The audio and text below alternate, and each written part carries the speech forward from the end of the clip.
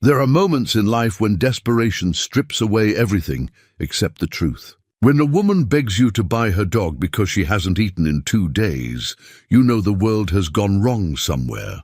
The woman stood in the dust of Gallows Crossing, her dress torn and her pride hanging by a thread. Her dog Duke was all she had left, and she was willing to sell him just to survive. Mountain man Eli Mercer had seen hard times before, but something about this broke his heart. Instead of taking her dog, he offered her food and asked her story. What he learned changed everything. Someone had been stealing from the good people of this town, taking their land and their hope. But what happened when that thief realized a mountain man was coming for him? Before we jump back in, tell us where you're tuning in from. And if this story touches you, make sure you're subscribed, because tomorrow I've saved something extra special for you. The autumn air carried the scent of pine and wood smoke as Eli Mercer guided the trembling woman toward his cabin, the loyal dog padding silently beside them. Clara James, that was her name. She'd whispered it like a confession, clutched a small bundle of possessions against her chest. Her fingers, once soft from a genteel life, now bore the calluses of hard labor and harder times. Eli's cabin sat nestled against a stand of towering pines, its log walls weathered to a silver gray that blended with the mountain shadows. Smoke curled from the stone chimney, and the warm glow of lamplight spilled through hand-hewn windows. This place had been his sanctuary for 15 years, a refuge from a world that had grown too complicated, too corrupt for an honest man to navigate. He pushed open the heavy wooden door and gestured Clara inside. Duke hesitated at the threshold, his intelligent brown eyes seeking permission from his mistress. Clara nodded, and the dog entered with the dignity of a gentleman caller, his tail wagging once in polite acknowledgement of their host's hospitality.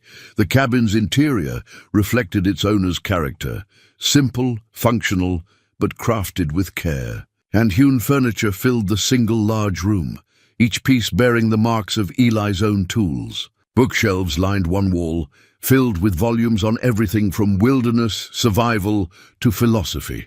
A stone fireplace dominated the far end, its hearth blackened by countless evening fires. Above the mantel hung a simple wooden cross, carved from mountain oak. On a desk near the window sat Eli's most treasured possession, a worn leather journal, its pages yellowed with age and filled with decades of observations about mountain life. Weather patterns, animal behavior, and the quiet wisdom that comes from living close to nature. The journal also contained his thoughts on right and wrong, good and evil, and the responsibility every man has to stand up for what's just. "Sit yourself down," Eli said, his voice gentle as he guided Clara to a chair near the fire. "Duke, you too, boy. Make yourself comfortable." The dog settled at Clara's feet, his watchful gaze never leaving his mistress's face. Even in this safe haven, Duke remained alert, ready to protect the woman who had sacrificed everything for him. Eli ladled hot stew from a pot hanging over the fire, the rich aroma of venison, potatoes, and wild herbs filling the air. He set the bowl before Clara, along with a thick slice of cornbread still warm from the Dutch oven. Her hands shook as she lifted the spoon, and tears fell silently into the stew. "Been a while since you've had a proper meal," Eli observed.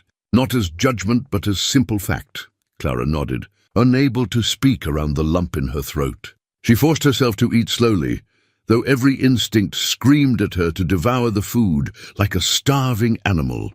Pride, even now, demanded she maintain some semblance of dignity. As she ate, Clara's story emerged in halting sentences. She had been the schoolteacher in Gallows Crossing, married to Samuel James, a hard-working man who'd inherited a small but prosperous farm from his father. They'd been happy, she said, planning for children, dreaming of the future. Then Samuel had taken a job at the Thornfield mine to earn extra money for the farm improvements he'd envisioned. Samuel was good with figures, Clara said, her voice growing stronger with the warmth of food and kindness. Mr. Thornfield noticed that right away, put him to work keeping track of the ore weights, the daily yields. Samuel liked having important work, being trusted with responsibility, but Samuel had begun noticing discrepancies in the mine's records. Ore that was extracted but never recorded. Weights that didn't match between the mine and the smelter. When he'd tried to discuss these irregularities with Augustus Thornfield, the mine owner had dismissed his concerns with increasing irritation. That's when Samuel started keeping his own records. Clara continued. Secret ones. He hid them in our root cellar, wrapped in oilcloth. He said if something was wrong, he wanted proof. Duke lifted his head, sensing the change in his mistress's emotional state. His presence seemed to give Clara strength to continue. The official story was that Samuel had died in a mining accident, a cave-in that trapped him alone in a side tunnel. But Clara had never believed it. Samuel was careful, methodical. He would never have ventured into an unstable area without proper support. More suspicious still, his body had been quickly buried before Clara could see it, with Dr. Morrison claiming the injuries were too severe for viewing. After the funeral, Clara said, her voice hardening, everything started disappearing. First they said Samuel owed money to the company store. Then there were back taxes we'd supposedly never paid. Finally the bank called in a loan I'd never heard of, with papers bearing what looked like Samuel's signature. Within 6 months, Clara had lost everything. The farm, the house, even Samuel's personal belongings, which were seized to pay the mysterious debts. The school board, influenced by prominent townspeople who seemed to dance to Thornfield's tune, had dismissed her from her teaching position. They'd claimed budget constraints, but Clara knew the truth. Thornfield wanted her broken, desperate, and gone. I've been living in that old line shack behind the cemetery, Clara admitted, shame coloring her cheeks. Duke and we've been surviving on what little I could gather. Wild berries, fish from the creek when I could catch them. But winter's coming, and I know we won't make it. Eli listened in thoughtful silence, his weathered hands wrapped around a cup of coffee. At 52, he'd seen enough of human nature to recognize patterns of greed and corruption. But something about Clara's story struck him as part of a larger design, a systematic destruction of good people's lives. Gallows Crossing had once been a thriving community. When Eli had first come to these mountains 15 years ago, the town had bustled with miners, merchants, and families building new lives in the American West. Children had played in dusty streets while their parents worked honest jobs and dreamed honest dreams. The church bell had rung every Sunday, calling folks together in fellowship and shared purpose. But gradually, things had changed. Families had begun disappearing, not all at once, but steadily, like water seeping through a cracked dam. Some moved away, they said, seeking better opportunities. Others simply vanished without explanation. The miners spoke in hushed tones about accidents that seemed to claim the most observant and questioning workers. Augustus Thornfield had arrived 5 years ago, a well-dressed man from back east with money to invest and grand plans for the community's future. He'd bought the failing mine, renovated the bank, and inserted himself into every aspect of town life. At first, people had welcomed his involvement. He'd brought jobs, loaned money to struggling families, and spoken eloquently about progress and prosperity. But prosperity, Eli had noticed, seemed to flow in only one direction, toward Thornfield himself. The man now owned most of the commercial buildings in town, held mortgages on half the homes, and employed a growing number of rough men whose primary qualification seemed to be their willingness to intimidate anyone who asked inconvenient questions. "You said Duke here is smart?" Eli remarked, reaching down to scratch the dog behind his ears. "What makes him special?" Clara's face brightened for the first time since her arrival. "Samuel trained him from a pup. Duke can track better than any bloodhound, but he's gentle as a lamb with children. He knows when strangers are coming from a mile away, and he can tell the difference between friendly folks and those meaning harm. Samuel used to say Duke was worth 10 men for keeping watch." The dog's tail thumped against the floor at the praise, but his eyes remained alert and intelligent. Eli found himself impressed by the animal's obvious devotion to Clara and his calm assessment of their new surroundings. As the evening deepened, Clara helped Eli prepare a simple meal of beans and bacon. Grateful, for the chance to contribute something to their shared supper. Her movements in the kitchen revealed the competence of a woman accustomed to making do with little, stretching ingredients and creating comfort from simple elements. "What was Samuel like?" Eli asked as they sat down to eat. "Kind," Clara said immediately. "Fair-minded. He believed in doing right by everyone, whether they could do anything for him or not. The children loved him because he'd take time to explain how things worked. The mill wheel, the mine equipment, even the way water carved channels in the mountainside. He saw patterns in everything. That gift for seeing patterns," Eli reflected, might have been what got Samuel James killed. After supper, as Clara settled onto the small cot Eli had prepared for her near the fire, she asked the question that had been weighing on her mind all evening. "Why are you helping me? Most folks in town cross the street when they see me coming, like poverty might be catching." Eli was quiet for a long moment, adding wood to the fire and watching the flames dance across the logs. When he finally spoke, his voice carried the weight of hard-earned wisdom. "I've learned that when good people suffer, it's usually because bad people prosper. And when bad people prosper too long, the suffering spreads until it touches everyone. Sometimes a man has to choose between minding his own business and minding what's right." Clara pulled the worn quilt up to her chin. Duke curled protectively at the foot of her cot. For the first time in months, she felt safe enough to sleep deeply. Eli sat by the fire long into the night, his leather journal open on his lap, writing by lamplight. He recorded the day's events, Clara's story, and his own growing conviction that Gallows Crossing harbored a cancer that needed cutting out. The journal had always been his way of working through problems, organizing his thoughts, and testing his reasoning against the accumulated wisdom of his years in the mountains. Outside, the wind whispered through the pines, carrying the promise of winter and the weight of difficult choices ahead. Eli closed the journal and banked the fire, but sleep came slowly. He found himself thinking about patterns, about the systematic destruction of a community, and about the responsibility that comes with having the skills to fight back against organized evil. Tomorrow, he decided, he would begin asking questions that needed answering. The morning sun cast long shadows across the valley floor as Clara led Eli and Duke toward the remains of her former life. The James homestead sat like a broken promise against the backdrop of rolling hills, its windows dark and gardens overgrown with autumn weeds. The house itself remained structurally sound, a testament to Samuel's careful craftsmanship, but abandonment had already begun its slow work of reclamation.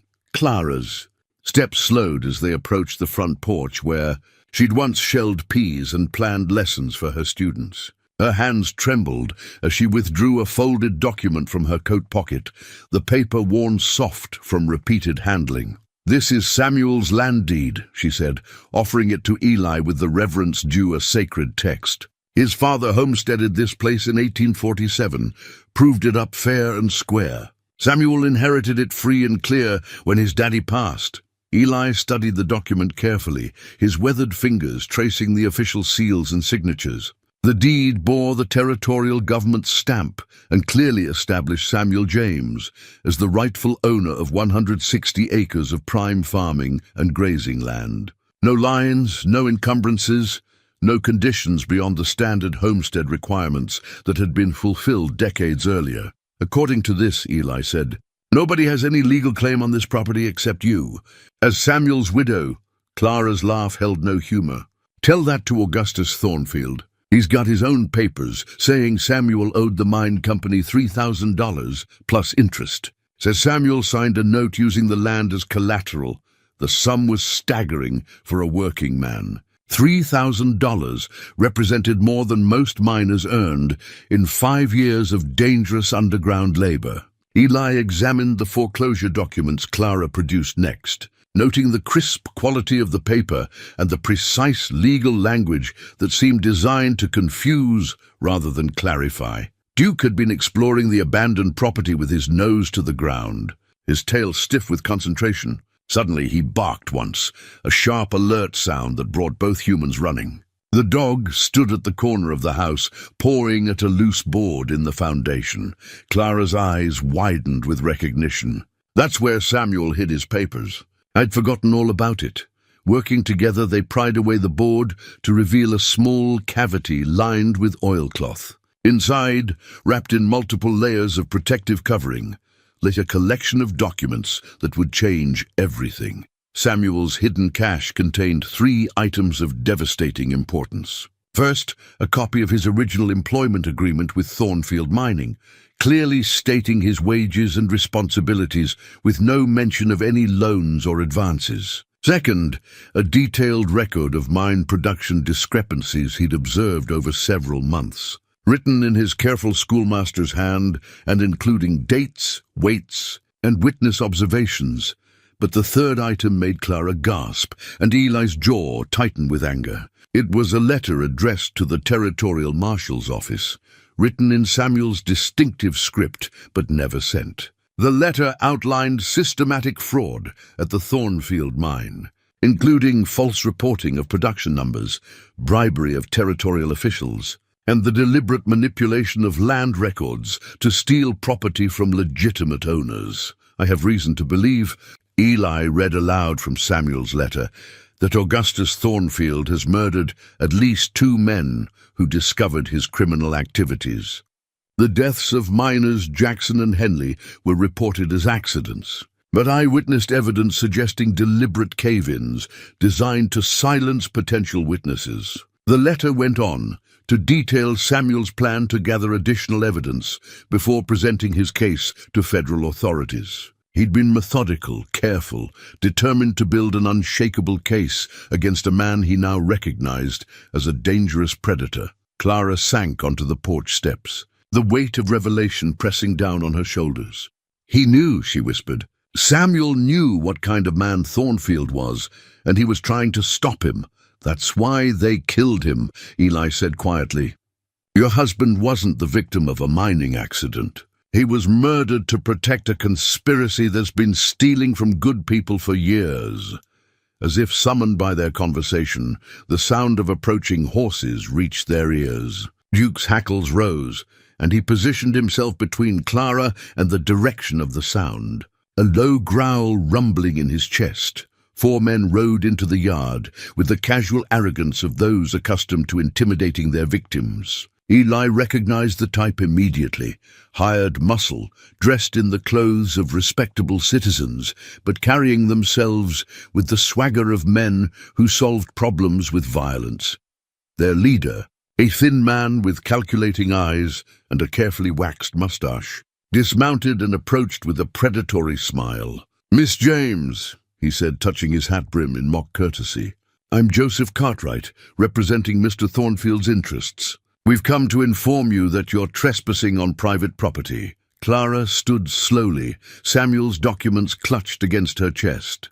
This is my land, my husband's land. I have the deed right here. Cartwright's smile widened, revealing teeth stained yellow from tobacco. I'm afraid that deed has been superseded by more recent legal proceedings. Ma'am, Mr. Thornfield now holds clear title to this property, along with all structures and improvements. Based on what authority? Eli asked, stepping forward to stand beside Clara. Cartwright's gaze shifted to the mountain man, and something predatory flickered in his expression. And you would be. A friend of Miss James, someone interested in seeing justice done. Justice? Cartwright laughed, a sound like gravel in a tin cup. Justice was done when Samuel James's debts were legally satisfied through foreclosure proceedings. The man borrowed money he couldn't repay, and the consequences followed naturally. Eli had dealt with men like Cartwright before, smooth talkers who wrapped violence in legal language and hid cruelty behind bureaucratic procedures. The type who could justify any action as long as it served their employer's interests. Seems like convenient timing, Eli observed. Samuel dies unexpectedly, and suddenly he owes money nobody knew about. Cartwright's hand drifted toward the pistol at his hip, a gesture designed to remind everyone of the consequences of asking inconvenient questions. Accidents happen in dangerous work, friend. Smart folks learn from other people's misfortunes instead of repeating their mistakes. The threat hung in the air like smoke from a poorly tended fire. Clara felt Duke press against her leg, the dog's warm presence offering comfort and courage in equal measure. "We'll be going now," Clara said, her voice steady, despite the fear that threatened to overwhelm her. "But this isn't over." "Oh, but it is," Cartwright replied softly. "You've gotten some foolish ideas about fighting City Hall, Miss James. Best thing for you would be to take your dog and your friend here and find someplace far away to start over. Gallows Crossing isn't healthy for people who ask too many questions." As they mounted their horses to leave, Cartwright called back over his shoulder, "Oh, and Miss James, Mr. Thornfield wanted me to tell you that your late husband's personal effects are being held at the bank for safekeeping. If you want to claim them, you'll need to settle his outstanding debts first." All of them. The men rode away, leaving a cloud of dust and the lingering scent of implied violence. Clara stood frozen until the sound of hoofbeats faded, then collapsed back onto the porch steps. The confrontation had stripped away her last illusions about the nature of her situation. This wasn't simply about money or property, it was about power, control, and the systematic destruction of anyone who threatened Augustus Thornfield's criminal empire. "They killed him," she said, her voice hollow with the weight of certainty. "They murdered Samuel, and now they're trying to erase every trace that he ever existed." Eli knelt beside her, his presence solid and reassuring. "They killed him because he was getting too close to the truth. But they made a mistake." "What mistake?" "They left evidence, and they let you live." Eli's voice carried the quiet intensity of a man who'd made a decision that would change everything. Samuel was building a case against them. "Now we're going to finish what he started." Duke whined softly and nuzzled Clara's hand, sensing her distress, but also somehow understanding that their circumstances had fundamentally changed. They were no longer simply victims of circumstance. They were witnesses to murder and participants in a quest for justice that would demand everything they had to give. Clara looked at the deed in her hands, then at the letter Samuel had never lived to send. The documents represented more than legal claims. They were evidence of her husband's courage and a roadmap for bringing his killers to account. "What do we do now?" she asked. Eli stood, his decision made. "Now we find out exactly how deep this corruption goes, and then we put a stop to it." That evening, by the light of oil lamps in Eli's cabin, they spread Samuel's documents across the rough-hewn table like pieces of a complex puzzle. Clara had grown quiet since the confrontation at her former home, the reality of her situation settling over her like a heavy blanket. Duke lay at her feet, his watchful eyes moving between the papers and the door. Eli studied Samuel's careful handwriting, noting the methodical way the man had documented each suspicious transaction. Samuel James had possessed the mind of a natural investigator, recording not just what he observed, but when, where, and who else might have witnessed the same events. "Your husband was building something bigger than evidence of fraud," Eli said, running his finger along a particular entry. "Look at this pattern." He wasn't just tracking missing ore, he was mapping out an entire network. Clara leaned closer, following Eli's reasoning. Samuel's notes revealed connections between the mine's false reporting and a series of property foreclosures that had struck the community over the past 2 years. Families who lost their land often had breadwinners who worked at the mine. "The Hendersons," Clara whispered, pointing to a name in Samuel's records. "They lost their farm last spring. Martha Henderson told me that Tom, her husband, had been asking questions about safety conditions in the mine. Then he died in a cave-in, and 2 weeks later the bank foreclosed. And where are the Hendersons now?" Eli asked. "Gone. They said they were moving to California, but nobody ever heard from them again." The pattern was becoming undeniable. Thornfield's operation wasn't simply about stealing ore. It was about systematically destroying anyone who might expose his crimes. Samuel's final entries revealed he'd identified at least 8 families who had suffered similar fates, and he'd begun reaching out to mining engineers in other territories. Among Samuel's papers, they found something that made Eli's blood run cold: a list of names with notations beside each one. The handwriting was crude, but the meaning was unmistakable. It was a death list, and Samuel's name had been crossed out. Where did this come from? Eli asked. Clara studied it carefully. Samuel must have found it somewhere, maybe copied it from something he saw. The remaining names included Tom Bradley, an elderly rancher, and Dr. Morrison, the town physician. Seeing the doctor's name cast his cooperation with Thornfield's story in a different light. We need to talk to these people, Eli decided. Starting with Tom Bradley. The next morning, they rode out to the Bradley ranch, Duke trotting alongside Eli's horse. Tom Bradley was a man in his 70s, bent with arthritis, but still possessing sharp eyes. His wife, Martha, greeted them with cautious hospitality.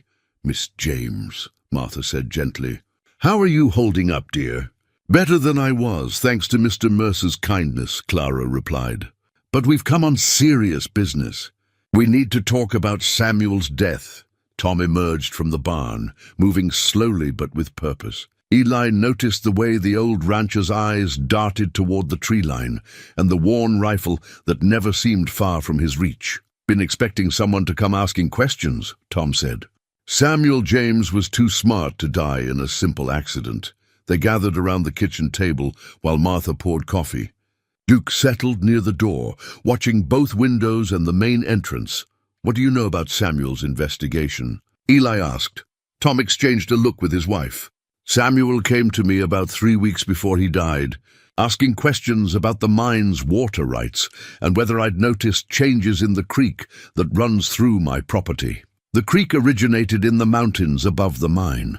Tom had noticed changes, periods when the water ran muddy despite no recent rain, and times when it carried the sulfur smell of mining operations when the mine was supposedly shut down. I told Samuel what I'd observed," Tom continued, "and he asked if I'd be willing to swear to it in front of a federal judge." "And what did you tell him?" "Told him I'd swear to the truth, whatever the consequences. But I warned him to be careful." Martha's hands shook as she refilled their coffee cups. "We've been living in fear ever since Samuel died, waiting for them to come for us next." Tom produced a letter he'd received after Samuel's funeral, an offer from Thornfield to purchase the Bradley ranch at well below market value. The letter was politely worded, but carried an unmistakable threat. "They want us gone," Tom said flatly. Eli showed them the death list, pointing out Tom's name. The old rancher studied it with calm resignation. "Well," Tom said finally, "at least now I know where I stand." "We're going to stop them," Clara said. "Samuel died trying to gather evidence. We're going to finish what he started." Martha reached across and squeezed Clara's hand. "Then you'll have our help, dear. We're too old to run and too stubborn to give up without a fight." As they prepared to leave, Tom pulled Eli aside. "There's something else. Samuel wasn't the only one asking questions. There was a stranger in town, a mining engineer from Denver. He disappeared real sudden-like. Any idea what happened?" Tom's expression was grim. "Found his horse wandering loose, saddle still on, but no sign of the rider." The ride back was subdued, each lost in thought about what they were facing. Clara found herself thinking about Samuel's courage, continuing his investigation despite the risks. Duke seemed to sense the weight of their mission, staying close and frequently testing the wind for unfamiliar scents. 3 days later, Eli made his way to the town assayer's office, leaving Clara and Duke safely at his cabin with strict instructions to stay hidden. The morning mist clung to the valley floor as he rode into Gallows Crossing, his keen eyes noting the subtle changes that had transformed the once thriving community into something darker. The assayer's office occupied a small building on Main Street, its windows dusty and its paint peeling from years of neglect. Inside, Eli found Harold Wickham hunched over a cluttered desk, his thin frame bent with the weight of guilt and fear. The man looked up with startled eyes when Eli entered, his hand instinctively moving toward a desk drawer. "Mr. Wickham," Eli said calmly, removing his hat. "I'd like to discuss some property valuations from the past couple years." Wickham's Adam's apple bobbed nervously. "I'm afraid I'm quite busy today, Mr. Mercer." "Eli Mercer, and I think you'll want to make time for this conversation." The assayer's office walls were lined with territorial survey maps, their colored sections marking mineral claims, water rights, and property boundaries. Eli studied them, while Wickham fidgeted behind his desk, noting discrepancies between the official territorial records and the newer assessments that had been filed in recent months. Interesting how property values seem to fluctuate so dramatically around here, Eli observed, pointing to a section that included the James homestead. According to your original assessment, this land was valued at $12 an acre. But your most recent evaluation puts it at $3 an acre. Market conditions change, Wickham mumbled, not meeting Eli's eyes. Mining prospects, soil quality, access to water, all factors that can affect valuation. Eli pulled out a document from his coat, one of Samuel's careful surveys of the disputed properties. Funny thing about that, the soil quality hasn't changed, the water access is the same, and if anything, the mining prospects have improved. Yet somehow, the land lost 3/4 of its value just before Augustus Thornfield acquired it. Wickham's hands trembled as he reached for a bottle of whiskey hidden behind a stack of papers. I don't know what you're implying, Mr. Mercer, but I conduct my assessments according to territorial guidelines. Show me the guidelines that justify valuing creek bottom farmland at $3 an acre when similar properties 50 miles south are selling for 15. The silence stretched between them like a taut rope. Finally, Wickham took a long drink and set the bottle down with shaking hands. You don't understand the position I'm in, he whispered. I have a wife, 2 young children. Thornfield made it clear what would happen if I didn't cooperate. What did he threaten you with? Same thing that happened to Samuel James. An accident. A mining cave-in. A fall from a horse. A hunting mishap. Thornfield has creative ways of dealing with problems. Eli leaned forward, his voice gentle but insistent. Harold, I need to see the real assessments. The ones you prepared before Thornfield got to you. With obvious reluctance, Wickham moved to a filing cabinet and withdrew a hidden folder. Inside were the original property evaluations, documents that painted a very different picture of land values in the territory. The James homestead, according to Wickham's honest assessment, contained not only fertile farmland, but promising mineral deposits that could be worth thousands of dollars. This is what Samuel's husband discovered, isn't it? Eli asked, studying the falsified mining report that had accompanied the property seizure.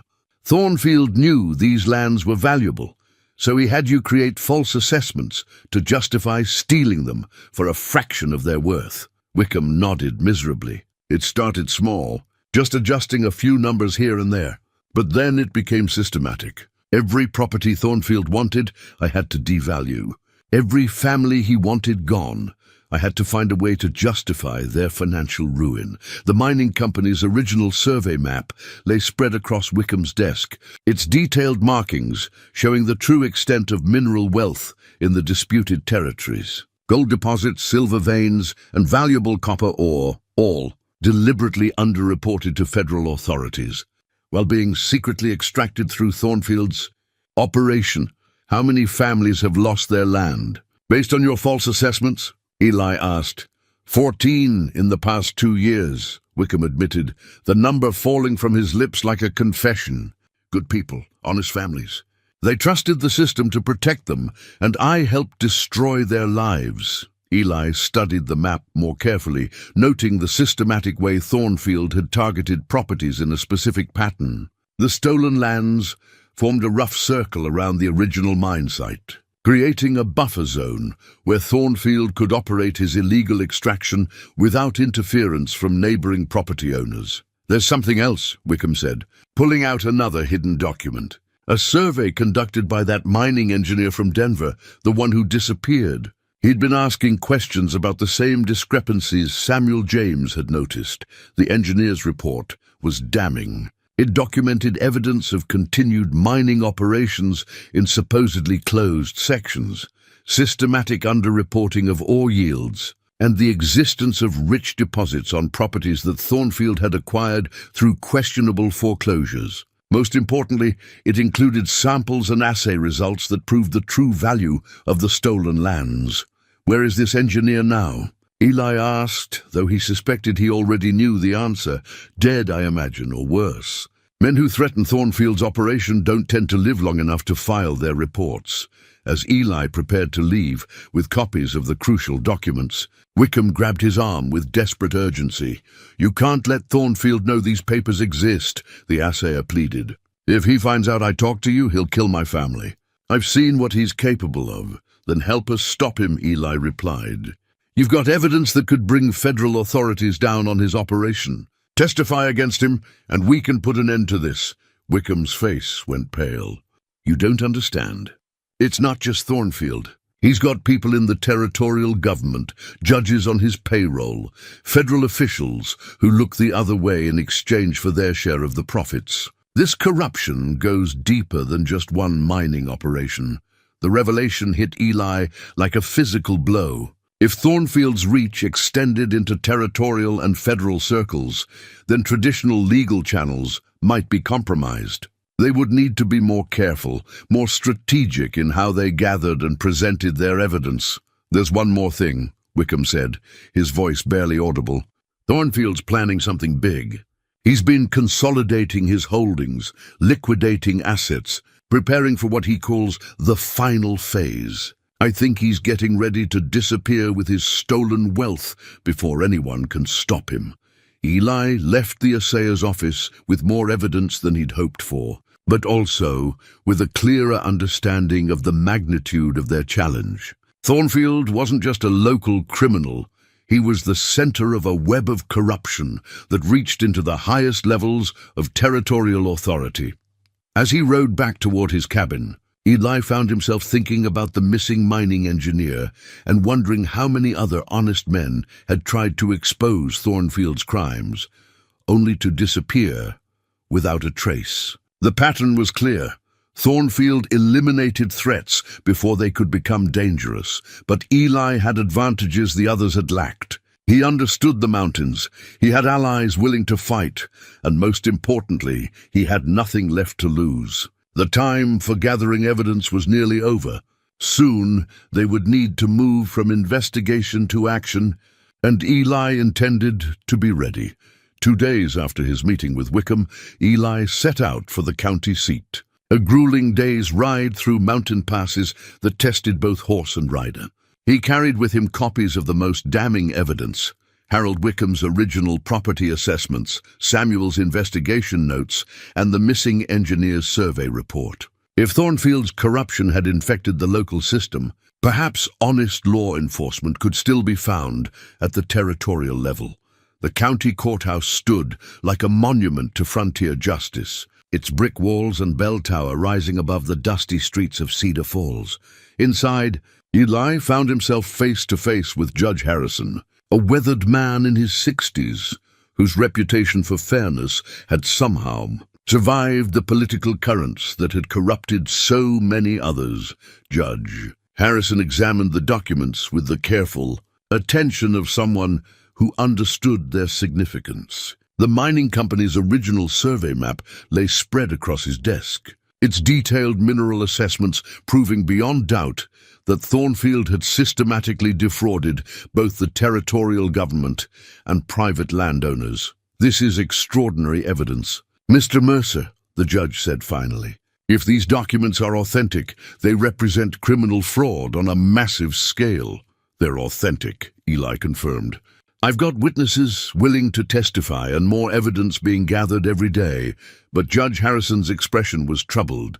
"The problem isn't the strength of your case, it's the practical matter of bringing charges. Augustus Thornfield has considerable influence in territorial circles. He's made substantial contributions to political campaigns, and his mining operation employs dozens of men whose votes matter in local elections." The judge moved to his window, looking out at the street below, where several well-dressed men lingered near the courthouse steps. "I received visitors yesterday, Mr. Mercer, gentlemen from the territorial capital who expressed concern about unfounded accusations being made against prominent citizens." Eli felt his blood chill. "Thornfield knows about the investigation. It would appear so. which means anyone involved in gathering evidence is now in considerable danger. Judge Harrison turned back to face Eli, his expression grave. I'm willing to issue warrants and pursue charges, but I need ironclad proof and witnesses who won't be intimidated or eliminated before they can testify. Meanwhile, back in Gallows Crossing, Clara had not been idle. With Duke as her constant companion and protector, she had carefully approached other families who had suffered under Thornfield's systematic destruction. What she discovered reinforced everything Samuel's investigation had suggested. Martha Bradley had become the unofficial coordinator of their growing resistance movement. Her kitchen serving as a meeting place for families who had lost everything to Thornfield's schemes. When Clara arrived for their afternoon gathering, she found 5 women whose stories followed the same devastating pattern. Sarah Mitchell had lost her boarding house after her husband died in a mining accident. The official cause was falling rocks, but Sarah insisted that her husband had been murdered because he'd witnessed or being smuggled out of supposedly closed mine shafts. Ellen Crawford's family farm had been seized for back taxes that appeared on the books only after her father questioned safety practices at the mine. The old man had subsequently suffered a fatal fall from his horse while riding familiar territory in broad daylight. Mary Sullivan's husband had been the mine's head carpenter until he started asking questions about why certain tunnels were being reinforced while others were deliberately weakened. His death certificate listed the cause as heart failure, but Mary had found bruises on his body that suggested otherwise. Each woman's story added another piece to the puzzle of Thornfield's criminal enterprise. But more importantly, their shared experiences had created a network of resistance that stretched throughout the affected community. These women had been dismissed, ignored, and marginalized, but they had also been watching, listening, and remembering. We've been talking, Martha Bradley said as the women gathered around her kitchen table. All of us have pieces of information that didn't seem important by themselves, but together they paint a clear picture. Clara spread out a map of the territory, and the women began marking locations where suspicious deaths had occurred, properties that had been seized under questionable circumstances, and mining operations that continued despite official claims of closure. The pattern that emerged was damning, a systematic campaign of murder, theft, and fraud that had been operating for years. Look at this, Clara said, pointing to a cluster of marks near the original mine site. Every property in this area has been acquired by Thornfield in the past 3 years. He's created a buffer zone where he can operate without interference. Ellen Crawford produced a letter she'd kept hidden since her father's death. Daddy received this 2 weeks before he died. It's from a geological surveyor in Denver asking if he'd be willing to provide samples from his property for mineral assessment. The letter was signed by the same mining engineer whose disappearance Tom Bradley had mentioned. It suggested that the man had been conducting an independent investigation of mineral resources in the territory, possibly at the behest of federal authorities or competing mining interests. He was getting too close to the truth, Clara realized. Just like Samuel. Thornfield eliminated him before he could expose the real value of the stolen properties. Mary Sullivan had brought something even more significant, a small leather pouch containing ore samples that her husband had secretly collected from different areas of the mine. When examined closely, the samples revealed far richer mineral content than anything reflected in Thornfield's official reports to territorial authorities. Tom was keeping these as evidence, Mary explained. He said if anything happened to him, I should find someone who could use them to prove what Thornfield was really extracting from the mine. The ore samples, combined with the missing engineer's survey data, provided physical proof of the systematic underreporting that was central to Thornfield's scheme. But perhaps more importantly, the women's coordinated efforts had created something Thornfield hadn't anticipated, an organized resistance movement that could no longer be silenced through intimidation. Duke had been resting by the kitchen door throughout the meeting, but suddenly his ears perked up and he moved to the window with the alert stance that signaled approaching danger. The women froze as the sound of multiple horses reached their ears. "Everyone out the back," Martha whispered urgently. "Take different routes home, and don't be seen together." Through the kitchen window, they could see 4 of Thornfield's men approaching the Bradley ranch house. Clara recognized Cartwright among them, his calculating eyes scanning the property for signs of the gathering that had just dispersed. As the women slipped away through carefully planned escape routes, Clara realized that their investigation had entered a new and more dangerous phase. Thornfield was no longer content to simply intimidate potential witnesses. He was actively hunting them. The ore samples and survey data represented more than evidence of fraud. They were proof of a criminal conspiracy that reached into the highest levels of territorial government. But gathering evidence was meaningless if they couldn't stay alive long enough to present it to honest authorities. Duke remained alert as Clara made her way back to Eli's cabin, through mountain trails that avoided the main roads. The dog's instincts had kept them safe so far, but Clara knew their luck wouldn't hold indefinitely. Thornfield's men were closing in, and the final confrontation was approaching faster than any of them had anticipated. The investigation into Samuel's death took a dark turn when Eli and Clara made their way to Dr. Morrison's office under cover of evening shadows. The doctor's small practice occupied the rear of his modest home on the outskirts of Gallows Crossing, where the sounds of the town gave way to the whisper of wind through pine trees.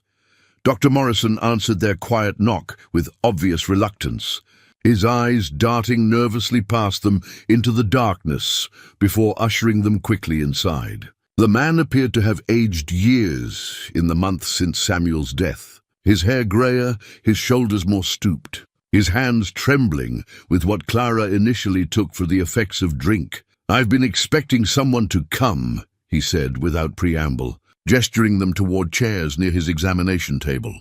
"Ever since I heard about your questions around town." Duke settled near the door, his alert posture indicating he would serve as their early warning system while the adults talked. The dog's presence seemed to provide some comfort to the doctor, who reached down to scratch behind the animal's ears with hands that shook less when he had something to focus on. "We need to know the truth about Samuel's death," Clara said gently. "About what really happened in that mine." Dr. Morrison moved to a locked cabinet and withdrew a bottle of whiskey, but instead of drinking, he used it to steady his nerves while he spoke. "Samuel James didn't die in a mining accident," he said finally. "He was murdered, plain and simple, and I helped cover it up." The words hung in the small room like smoke from a poorly tended fire.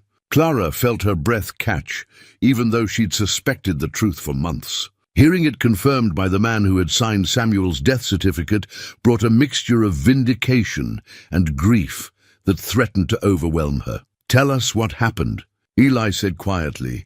Dr. Morrison pulled out a folder from his desk drawer, his movements careful and deliberate. Inside was Samuel's original death certificate, not the one filed with territorial authorities, but the doctor's first assessment of the injuries that had killed Clara's husband. "They brought Samuel to me on a stretcher," Dr. Morrison began, his voice barely above a whisper. "Said there'd been a cave-in, that he'd been caught when a support beam collapsed. But the injuries didn't match the story.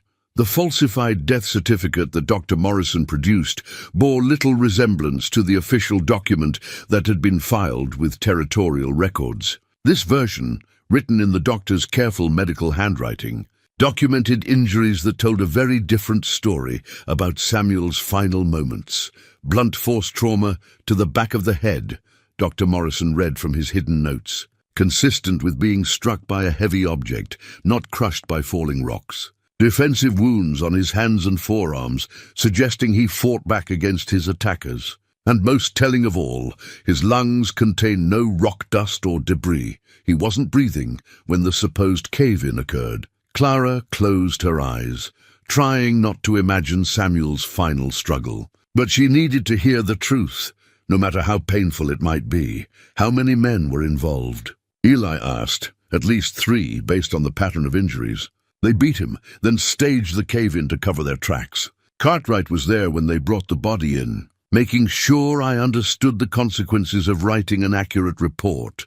Dr. Morrison's confession revealed the depth of Thornfield's control over the community's institutions. Not only had he corrupted the legal and financial systems, but he'd also compromised the medical establishment that people depended on for truth and healing. They showed me what happened to Dr. Henley over in Pine Ridge, Morrison continued, his voice breaking. He'd refused to falsify a death certificate for one of Thornfield's victims. They found him dead in his office 3 days later, supposedly from a heart attack. But I knew better. The pattern of intimidation and murder extended far beyond Gallows Crossing, reaching into neighboring communities where Thornfield's influence had spread like a cancer. Doctors, lawyers, judges, and lawmen, anyone who might oppose his criminal enterprise, had been systematically corrupted or eliminated. "Why are you telling us this now?" Clara asked. Dr. Morrison looked at her with eyes that held years of accumulated guilt. "Because I can't live with it anymore. Every night I see Samuel's face, knowing I betrayed him and you by covering up his murder. And because I know I'm next on Thornfield's list."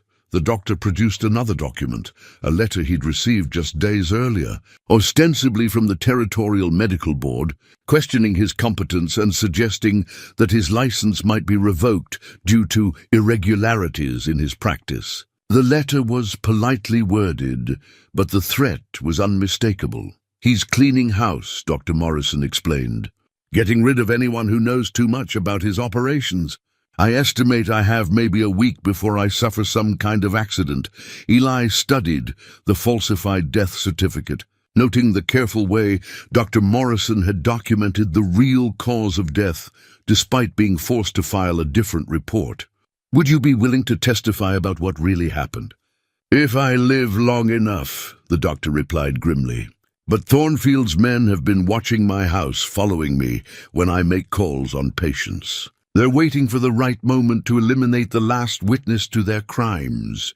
Clara felt a surge of protective anger. "We won't let that happen. You're under our protection now."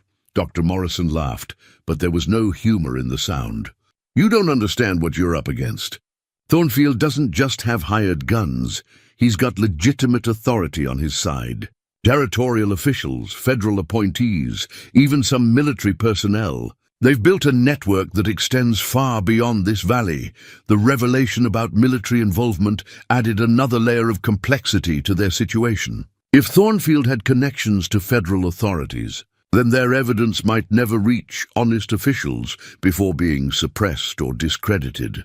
"There's something else," Dr. Morrison said, reaching into his medical bag. "I kept tissue samples from Samuel's examination, along with photographs of his injuries. If we can get them to federal authorities who aren't in Thornfield's pocket, they'll prove beyond doubt that Samuel was murdered." The preserved evidence represented hope, but also terrible danger. As long as Dr. Morrison possessed proof of murder, he remained a threat to Thornfield's empire. But the same evidence that could bring justice also made him a target for immediate elimination. As they prepared to leave, taking the crucial medical evidence with them, Dr. Morrison grabbed Clara's hand with desperate urgency. "Tell me Samuel's death will mean something," he pleaded. "Tell me his sacrifice will bring down the men who killed him." Clara looked the doctor in the eyes, her voice steady with conviction. "Samuel died fighting for justice. We're going to finish what he started, no matter what it costs." Duke rose from his position by the door, sensing their readiness to depart. As they stepped into the darkness outside Dr. Morrison's house, Eli noticed movement in the tree line, shadows that suggested they were being watched. The race was on. They had the evidence they needed to expose Thornfield's crimes, but they also had confirmation that time was running out. The network of corruption reached higher than they'd imagined, and the stakes had grown deadly serious. Samuel's murder was no longer just a crime to be solved. It was the key to unraveling a conspiracy that threatened the entire territory. But first, they had to survive long enough to present their evidence to authorities who couldn't be bought. Intimidated or eliminated, the next morning brought an unexpected discovery that would change everything. Clara was organizing Samuel's papers when she noticed Duke behaving strangely, pawing at a loose floorboard near Eli's fireplace. When they pried up the board, they found a hidden compartment containing items that revealed a shocking truth about their host. Inside the secret cache lay a tarnished federal marshal's badge, official correspondence from the U.S. Marshal's Office, and a leather-bound case containing commendations and arrest records spanning 15 years of law enforcement service. Eli Mercer wasn't simply a mountain man seeking justice. He was a former federal marshal with extensive experience investigating territorial corruption. Clara held the badge with trembling hands, understanding flooding through her as pieces of Eli's behavior suddenly made sense. His methodical approach to gathering evidence, his knowledge of legal procedures, his calm competence in dangerous situations, all explained by a past he had carefully concealed. "You were a federal marshal," she said, when Eli returned from checking his trap lines. It wasn't a question.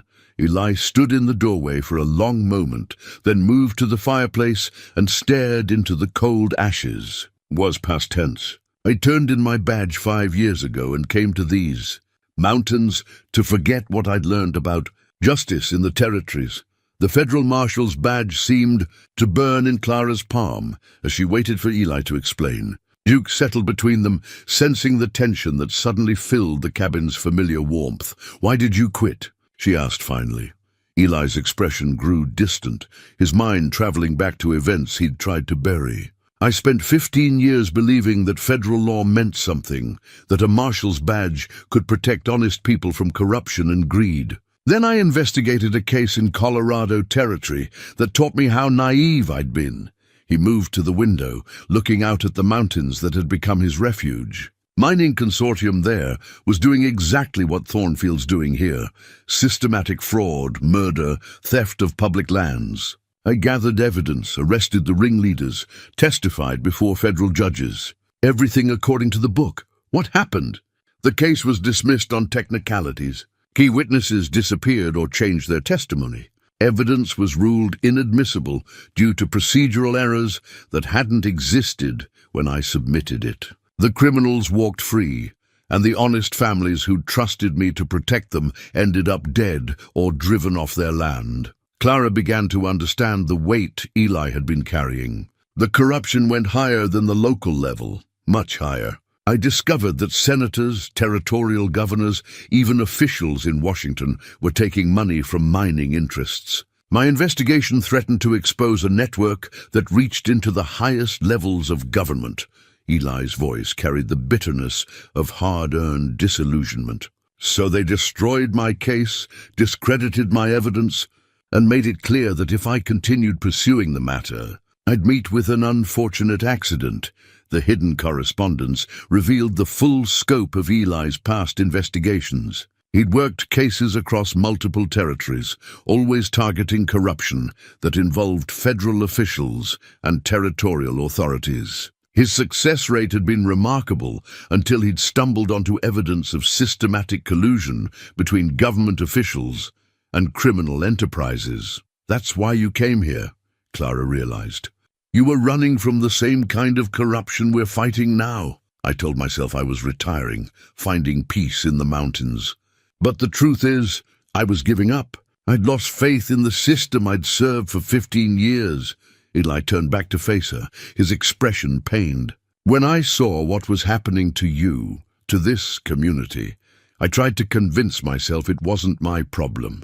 That I'd done enough, sacrificed enough." Clara studied the marshal's badge, noting the wear patterns that spoke of years of dedicated service. "But you couldn't walk away." "Samuel's murder changed something in me." Reading his investigation notes, seeing the systematic way Thornfield was destroying good people, it reminded me why I became a marshal in the first place. The revelation cast their entire investigation in a new light.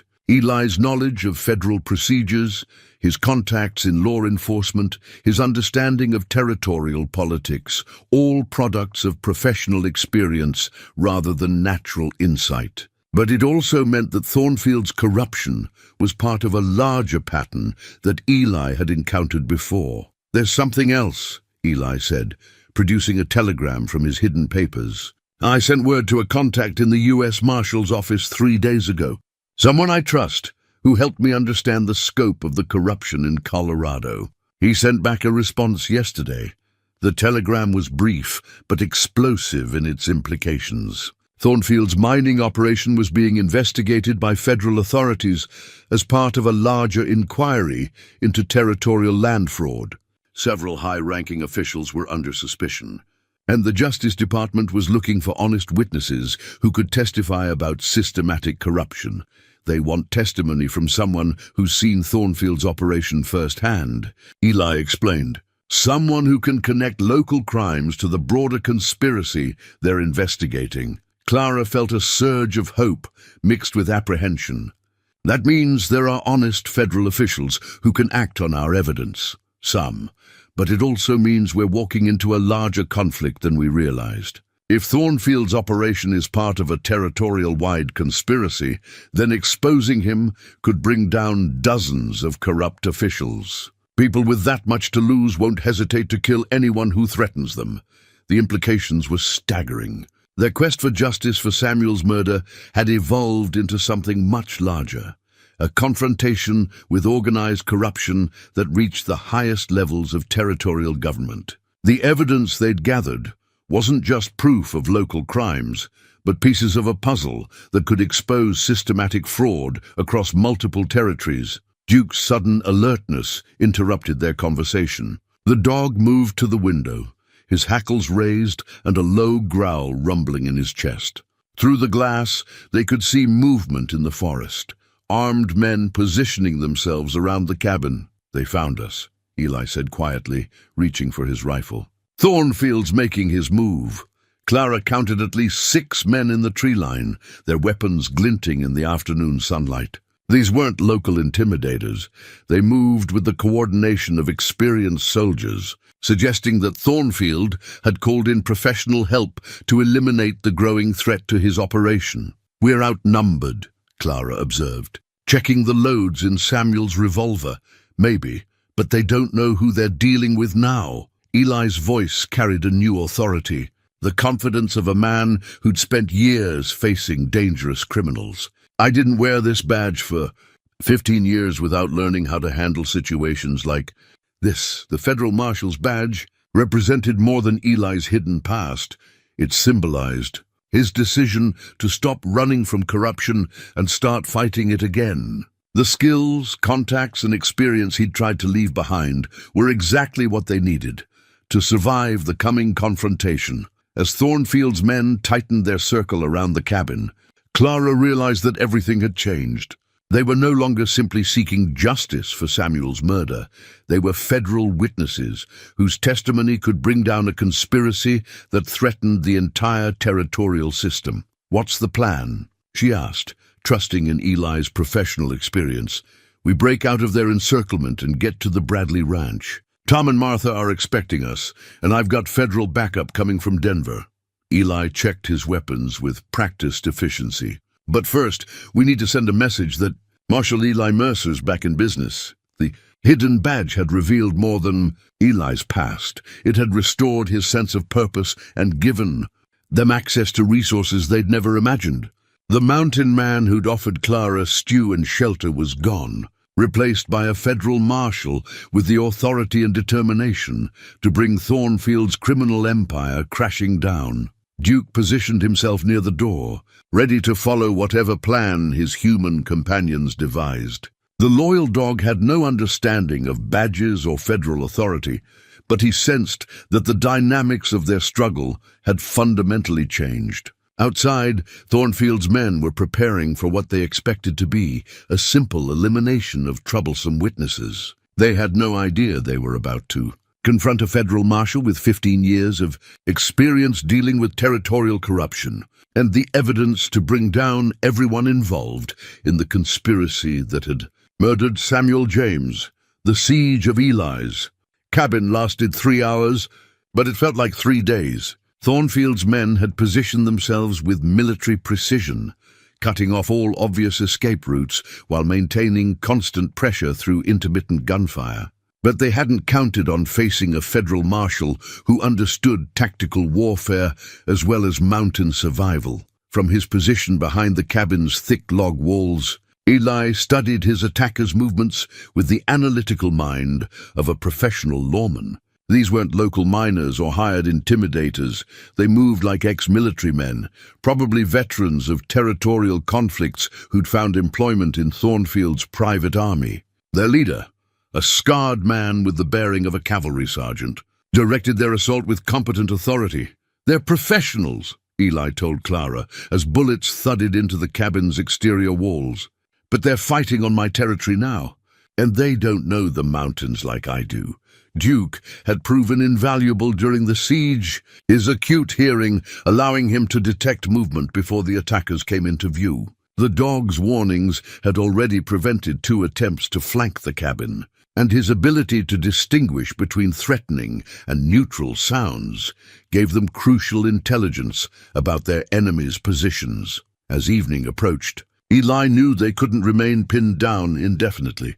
Thornfield's men would eventually bring up heavier weapons or simply wait for them to run out of ammunition. More concerning, smoke on the horizon suggested that other properties were under attack: the Bradley Ranch, Dr. Morrison's house, and possibly the homes of other resistance members. "Tom Bradley's in trouble," Clara observed, pointing toward the distant smoke plumes. "They're hitting everyone at once." The coordinated nature of the attacks confirmed Eli's suspicions about the scope of Thornfield's operation. This wasn't a panicked response to their investigation.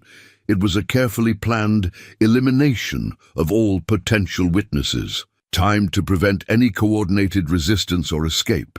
But Eli had prepared for this possibility. During his years as a federal marshal, he'd learned never to rely on single lines of communication or single escape routes. Hidden in his cabin's root cellar was a cache of supplies and equipment that few mountain men would possess: federal communication devices, detailed territorial maps, and emergency protocols for contacting honest law enforcement. "We're going to break out tonight," Eli announced as darkness began to settle over the mountains.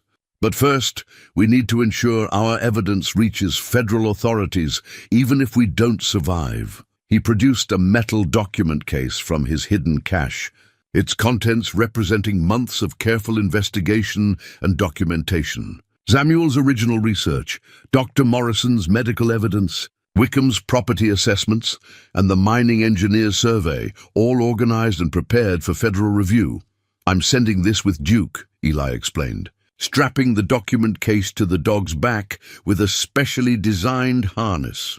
"He knows the way to the territorial capital, and he's smart enough to find the federal marshal's office." Clara's eyes widened with understanding and concern. "You're asking him to make a 100-mile journey through hostile territory. Duke's the only one guaranteed to get through. Thornfield's men will be watching for humans, not a lone dog traveling at night. And he's got the intelligence to avoid populated areas where he might be captured." The plan required Duke to navigate mountain trails, avoid Thornfield's patrols, and locate federal authorities who might not understand the significance of the documents he carried. But the alternative, attempting to fight their way out with evidence that could be lost or destroyed, offered even worse odds of success. Eli knelt beside the loyal dog, looking into eyes that reflected both intelligence and unwavering devotion. "This is the most important job anyone's ever asked you to do, boy. Samuel's justice depends on getting these papers to honest lawmen." Duke seemed to understand the gravity of his mission, sitting still while Eli attached the document case and checked the harness for security.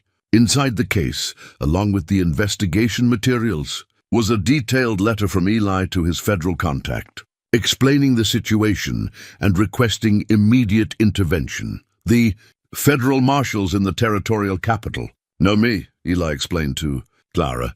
They'll recognize my handwriting and understand the urgency when Duke arrives with these documents. Even if Thornfield has some influence there, he can't have corrupted everyone. As they prepared Duke for his crucial journey, the sound of approaching horses reached their ears. Through gaps in the cabin's shuttered windows, they could see torches moving through the forest, reinforcements arriving to strengthen the siege. 12 more men, Eli counted grimly. Thornfield's not taking any chances, but the arrival of additional attackers also created opportunities. With more men to coordinate, their enemies would need to establish communication lines and command structures that could be disrupted, and larger numbers would make them more confident, possibly careless about security details that an experienced marshal could exploit. Eli moved to his weapons cache, selecting items that reflected his years of federal service. Military-grade rifles, specialized ammunition, and tactical equipment that went far beyond what most mountain men would possess. The transformation from retired hermit to active federal marshal was now complete. There's something you need to know, he told Clara as he checked his weapons. I sent word to my federal contact before this siege began. If Duke reaches the territorial capital with our evidence, help will be coming. But even if he doesn't, federal marshals will investigate if I don't report in within 48 hours. The revelation that federal backup was already en route changed the tactical situation dramatically. Their goal wasn't necessarily to defeat Thornfield's forces, but to survive long enough for honest law enforcement, to arrive with proper authority and resources.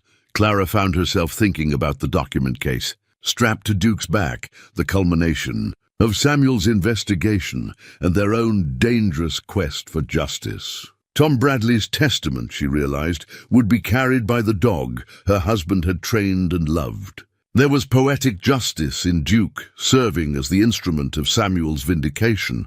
When do we move? She asked, checking her ammunition and steeling herself for the coming battle. Midnight. The moon will be behind clouds, giving us maximum darkness. Duke goes first, taking the mountain trail that leads toward the territorial capital. We follow 30 minutes later, heading for the Bradley Ranch to link up with any other survivors. The plan required precise timing and considerable courage from all participants. Duke would have to navigate hostile territory alone, carrying evidence that could bring down a criminal conspiracy.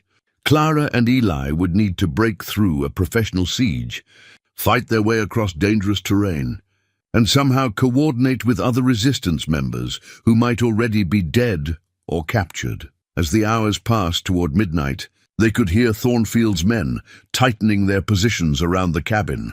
Voices carried through the night air, orders being given, assignments being clarified, contingency plans being discussed. The attackers were methodical, professional, and clearly experienced in this type of operation.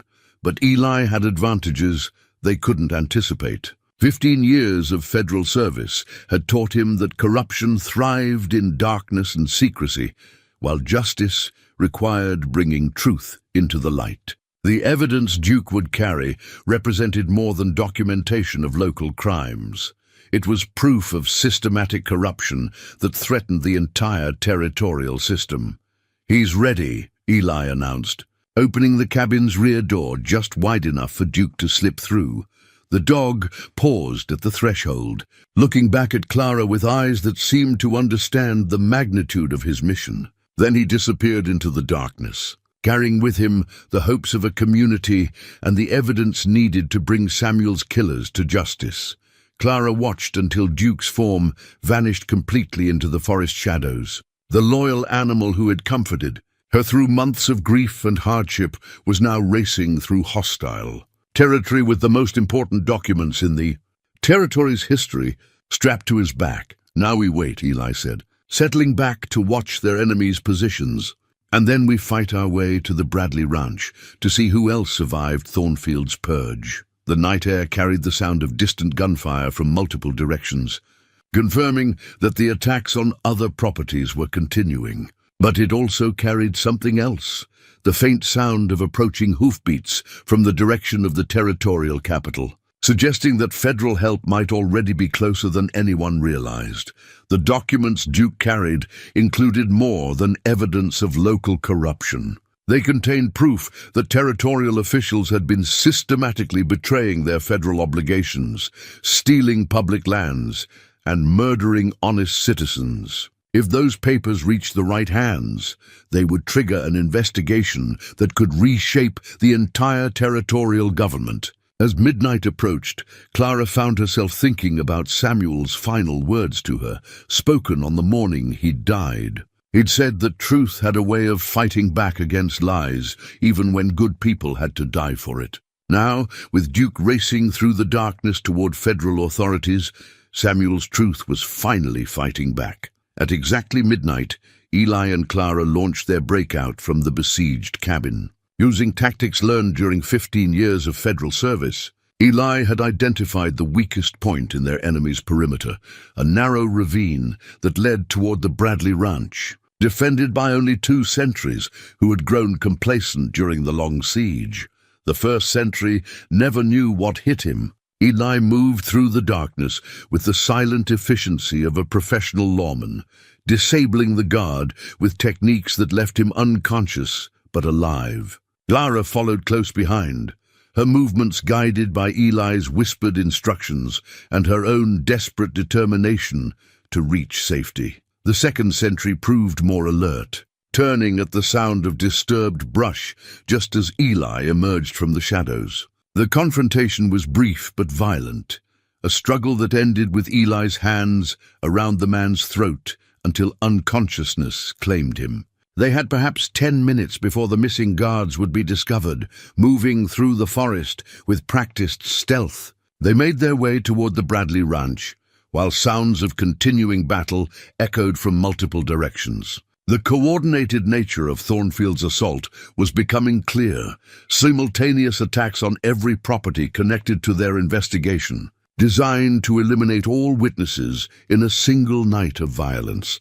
As they approached the Bradley homestead, the smell of smoke told them they were too late. The main house was ablaze, its roof collapsed and walls crumbling into glowing embers. But movement in the barn suggested that not everyone had been captured or killed. Tom! "Martha!" Clara called softly, hoping her voice would carry to any survivors. An answering whistle came from the barn's hayloft. Tom! Bradley signaled that he and his wife had found refuge in the structure they'd built to withstand prairie fires and Indian raids. The heavy timber construction had proven effective against Thornfield's initial assault, though scorch marks on the exterior walls showed it had been a near thing. Inside the barn, they found not only Tom and Martha Bradley, but also Dr. Morrison and 3 other families who had managed to escape the coordinated attacks. The barn had become an impromptu fortress, its thick walls and strategic location providing temporary sanctuary for the resistance survivors. "They hit everyone at once," Tom reported grimly. "A coordinated attack starting just after sunset. Professional work. They knew exactly where to find each family and how to cut off escape routes." Dr. Morrison's presence was encouraging.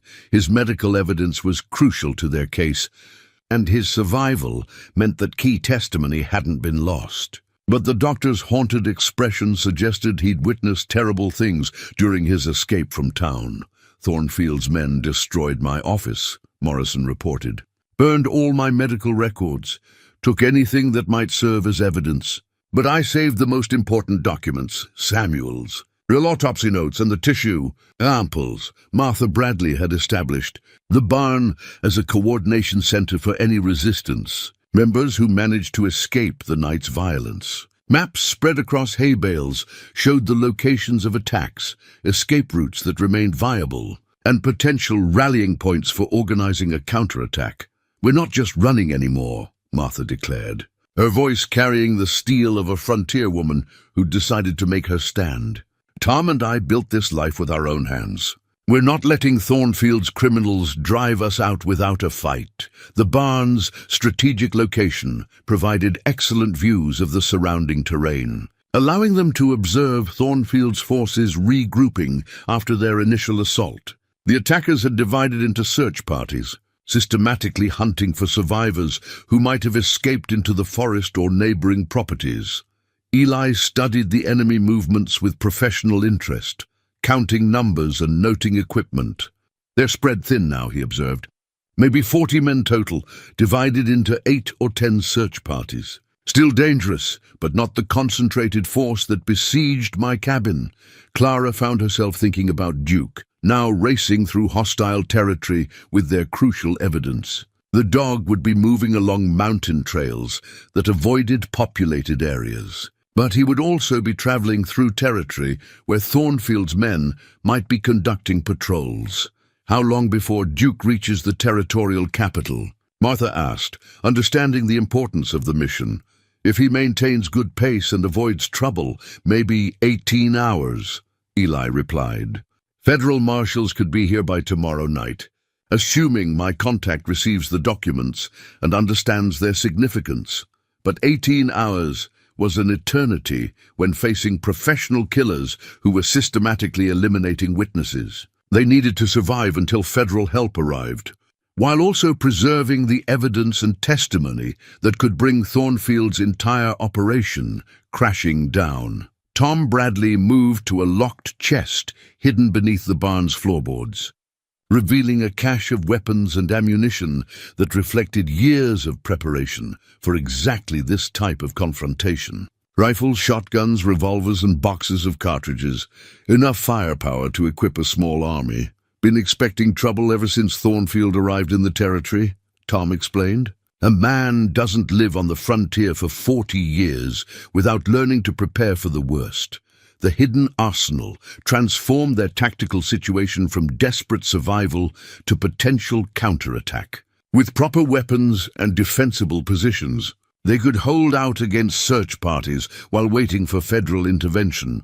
But as dawn approached, bringing with it the likelihood of renewed assault, they discovered something that changed everything. Hidden in Tom's weapons cache, wrapped in oilcloth and marked with official territorial seals, was a detailed ledger that documented the full scope of Thornfield's criminal empire. Thornfield's ledger of crimes contained records that went far beyond their local investigation, documentation of bribes paid to territorial officials, detailed accounts of systematic land fraud, and most damning of all, a complete list of murders ordered to protect the conspiracy. The ledger represented absolute proof of criminal activity that reached the highest levels of territorial government. Dawn brought Thornfield himself to the Bradley Ranch, arriving with a dozen heavily armed men and the arrogant confidence of someone accustomed to eliminating problems through superior firepower. Augustus Thornfield was a man in his 50s, well-dressed despite the early hour, carrying himself with the bearing of someone who viewed violence as simply another business expense. "I know you're in there," Thornfield called toward the barn, his voice carrying the cultured accent of Eastern education, overlaid with the hardness of frontier pragmatism. "This doesn't have to end with more bloodshed. Come out peacefully, and I'll make your deaths quick." From their positions behind the barn's thick walls, the resistance members could see Thornfield's forces deploying in a semicircle that cut off obvious escape routes. But Eli's experienced eye noticed something important. The attackers were positioned to prevent escape, not to storm a fortified position. Thornfield wanted them alive, at least temporarily.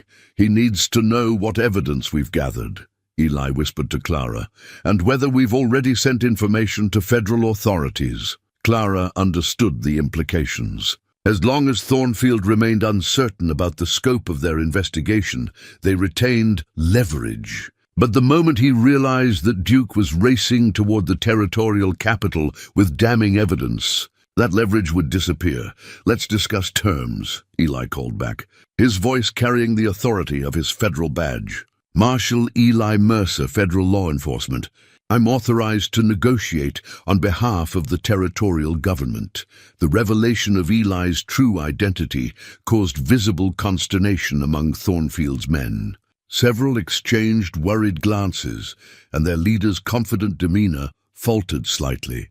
Federal marshals carried authority that even corrupt territorial officials couldn't easily dismiss. Marshal Mercer, Thornfield replied after a moment's consideration. I heard you'd retired from federal service. What brings you back to law enforcement? Murder, systematic fraud, corruption that reaches into territorial government. Eli's response was delivered with the calm professionalism of a lawman presenting charges. We have evidence, Mr. Thornfield, enough to bring down your entire operation. The negotiation that followed was a deadly game of bluff and counterbluff, each side trying to determine what the other knew, while positioning for tactical advantage. Thornfield needed to know whether federal authorities had already been contacted, while Eli sought to buy time for Duke to complete his crucial mission. During the tense dialogue, Clara made a decision that would prove decisive. Slipping away from the main group, she made her way to the barn's rear wall, where a small window provided access to the outside. In her hand, she carried something precious, her wedding ring, the symbol of her marriage to Samuel and her connection to the life Thornfield had destroyed. I'm going out there, she announced quietly to the others. Thornfield wants to know what evidence we have. I'm going to show him. Eli started to object, but Clara's expression stopped him. This wasn't desperation or recklessness. It was the calculated courage of a woman who understood exactly what needed to be done. Samuel died gathering evidence against that man, Clara said, removing her wedding ring and holding it up to catch the morning light. This ring represents everything Thornfield took from me, my husband, my home, my future. But it also represents my choice to fight back instead of simply surviving. Moving to the barn's main door, Clara stepped into the morning sunlight with her hands visible, but her posture radiating defiance rather than surrender. Thornfield's men tensed, weapons ready, but their leader gestured for them to hold their fire. Miss James, Thornfield said with mock courtesy, you've caused considerable trouble with your misguided quest for justice. Justice isn't misguided when it's seeking the truth about murder, Clara replied, her voice carrying across the ranch yard with clear authority. Samuel discovered your crimes, so you had him killed. But you made a mistake. You left evidence. What happened next would be remembered by everyone present as an act of extraordinary courage. Clara began walking directly toward Thornfield, her wedding ring held high as both symbol and declaration. With each step, she recounted the evidence they'd gathered, Samuel's investigation notes, Dr. Morrison's medical testimony, the falsified property assessments, and most damning of all, Thornfield's own ledger of crimes. You documented everything, she said, now close enough to see the fear growing in Thornfield's eyes. Every bribe, every murder, every stolen property. Your own records will convict you. Thornfield's hand moved toward his pistol, but Clara's next words stopped him cold. Those records are already on their way to federal authorities. A four-legged messenger that you'll never catch, carrying evidence that will bring down everyone involved in this conspiracy. The revelation that Duke was en route to the territorial capital with their evidence transformed the entire confrontation. Thornfield's face went pale as he realized that killing the witnesses wouldn't prevent exposure. The evidence was already beyond his reach. In that moment of realization, Clara made her final symbolic gesture. She threw her wedding ring at Thornfield's feet, where it landed in the dust between them.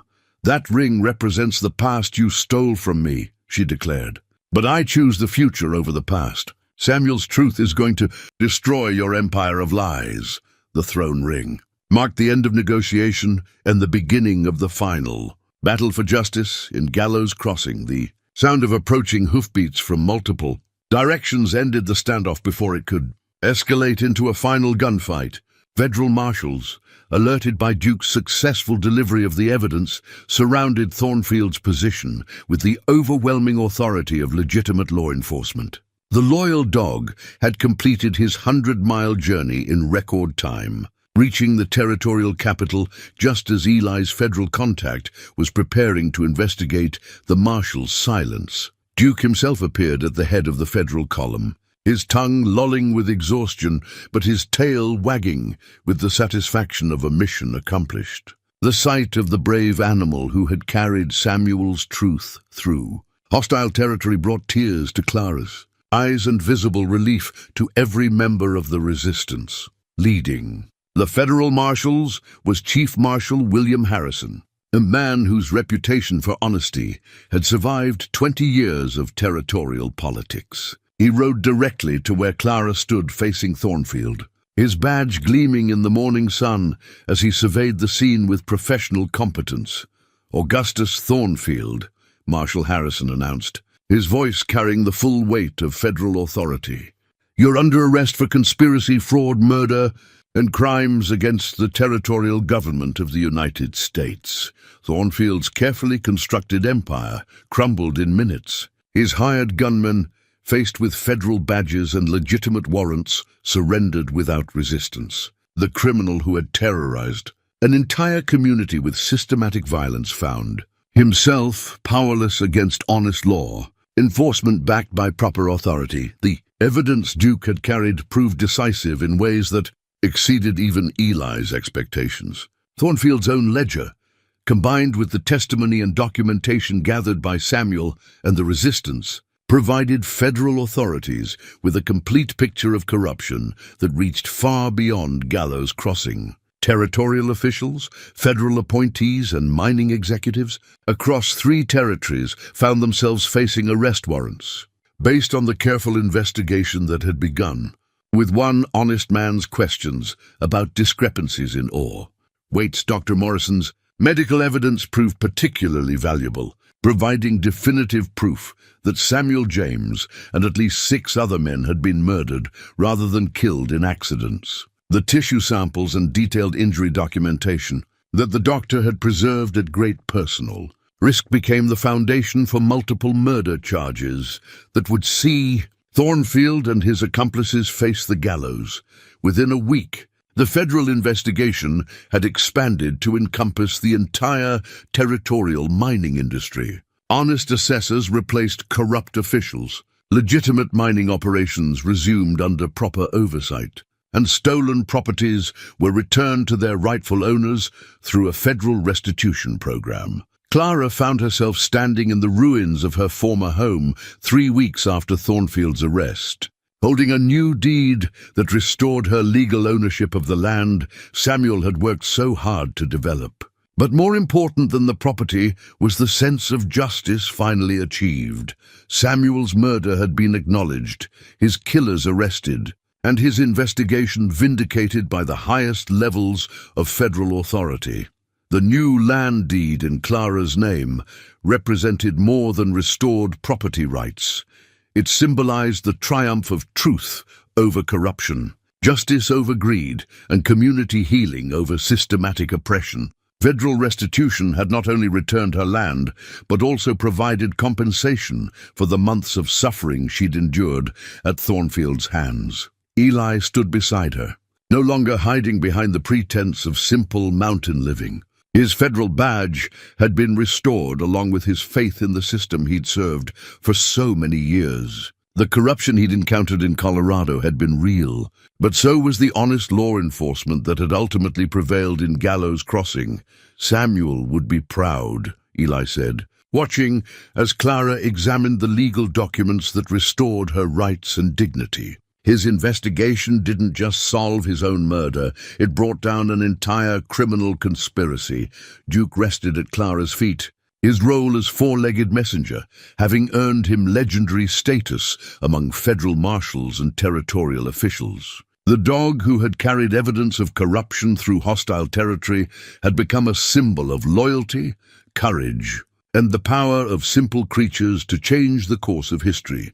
Tom and Martha Bradley had survived the final confrontation without serious injury, their ranch serving as the coordination center for federal operations throughout the territory. The elderly couple, who had refused to surrender their land to criminal intimidation, found themselves honored as heroes of territorial justice, their courage inspiring similar resistance in neighboring communities.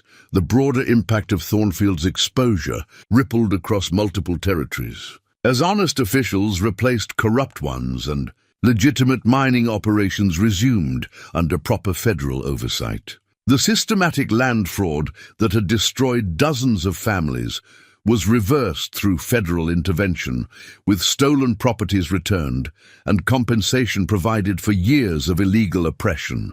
As autumn deepened into winter, Clara made a decision that would have surprised the desperate woman who had tried to sell her dog for food just months earlier.